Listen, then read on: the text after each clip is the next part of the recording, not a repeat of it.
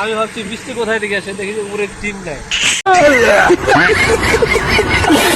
হ্যাঁ হ্যালো বন্ধুরা, তোমরা সবাই কেমন আছেন? আশা করি ভালো আছেন। তো মুই আবার আসলাম কাছারিগাঁও মেলাত ঘুরবার জন্য।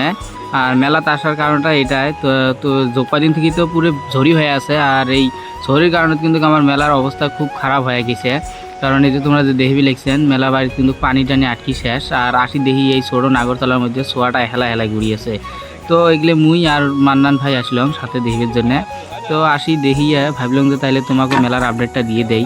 আর তোমরা যদি মেলা বাড়ি ঘুরবে আসেন তাহলে কিন্তু একদম ওয়েদার দেখিয়ে আসবেন, কারণ ঝড়ি কিন্তু সেলাই সেলাই আসবে পায়। আর ওয়েদার দেখাটা তো বড় কথা নয়, কারণ ওয়েদার কিছুক্ষণ পরে পরে আবার চেঞ্জ হয়। আর গাইস এই যে দেখবি ইলেকশন ট্রেনের রাস্তাটা কিন্তু একদম এটা কিন্তু কারেন্টও চলে।